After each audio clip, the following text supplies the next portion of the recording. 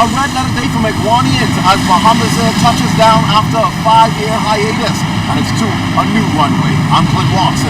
The stories ahead. Plus, ticketing motorists and arresting suspects as there was a heavy police presence on the streets this holiday weekend. And striking gold, the Bahamas picks up its first gold medal at the Carifta Track and Field Championships in Martinique. The Bahamas Tonight starts now. Now in HD.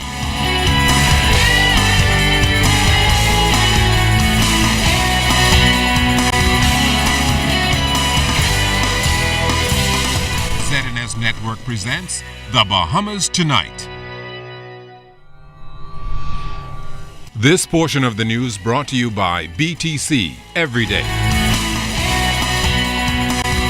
Hello and welcome to the Bahamas Tonight. I'm Andrew Knowles. Thanks so much for joining us on this Easter Monday holiday.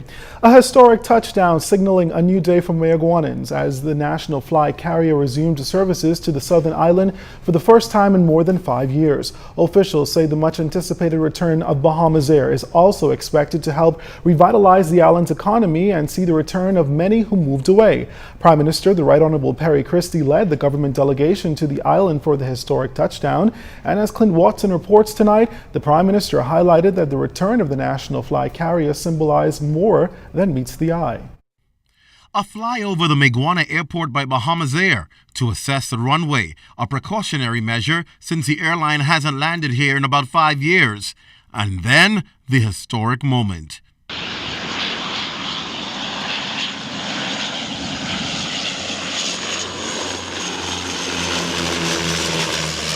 For these residents, disembarking from the inaugural flight was long overdue. How do you feel Bahamas Air has now returned to Mayagüana? I feel good. I'm glad we have a good airport. Before now you used to use Lear? Yeah, and I used to be sick from it. Going and coming, that's cost me nothing. I saw from the 4th of January, making on this flight. And finally you were able to come on the flight? Yes. Over in the nearby rundown warehouse-style frail structure that serves as a terminal building, Transport and Aviation Minister Glennis Hannah Martin pleased to have delivered on this much-needed upgrade and expansion. Now a 6,700 feet runway, which will also have permanent solar lights installed.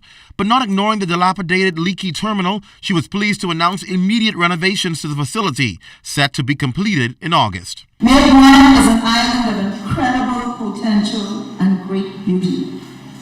Today's event jumpstarts the economy and will, I believe, solidify the social fabric of Mayagüana, as Mayagüanans will come home in larger numbers now. Member of Parliament for Michael V. Alpha Gray thanked Lee Air for providing air service to the island. I play politics when it's time to do that. But there are times when politics ain't that important. And today I am dispensing with that to recognize one of your own. And so, Larry, the government is not going to forget you, my brother. We are better than that. It may not be Mayagüana, but it'll be somewhere else. Prime Minister Perry Christie continues his crusade to ensure every island in the Bahamas benefits from his government's leadership and vision, reminding Mayagüanians that his administration has made good on past and present promises. He assured them the development of roads now under construction, water soon to be installed, and airport upgrades are all for a greater purpose. This is significant infrastructural capital going in. So therefore the government has to be committed to causing the development of commerce, business. So you can rest assured that you have not seen us come here simply to commission a runway or come back later to commission roads. You can't eat that. So I'm coming back to talk business. The theme all day among residents was echoed by each government representative that spoke. It's a simple message. It's Mayagüana's time, and this is just the beginning. Clint Watson, ZNS Network News. The most recent numbers from the Department of Statistics shows that almost 200,000 people are employed here in the Bahamas. The stats also pegs the national unemployment rate at 16.2%, with some 31,665 people without a job. Here's Director of Labor and Veteran Trade Unionist Robert Farquharson. We are partnering with a number of persons in the private sector, particularly in the tourism sector, in the construction sector. We just held a job fair last month where we identified some 227 persons in the construction industry. To date, we've ensured that over 100 of them have found employment on the island of Bimini.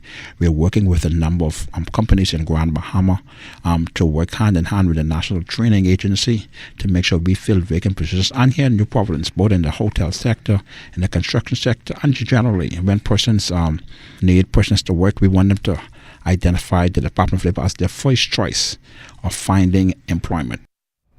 Authorities were out in full force this holiday weekend ensuring law and order. Just last night, 13 people were arrested for various offenses, including drug possession, grievous harm, and outstanding court warrants.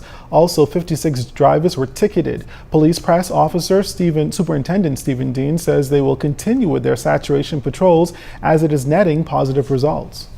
I can tell you the weekend patrols is positive effect based on the complimentary marks that we are getting from residents. They are seeing the police up and about. They are very well pleased because of the increased police patrols. That reduces the fear of crime, and that's what is going on. That is of paramount importance. Still ahead for us tonight, a Junkanoo rush out in the morning and hundreds getting on the parade. You're watching The Bahamas Tonight. This portion of the news is brought to you by Lux Men's Warehouse.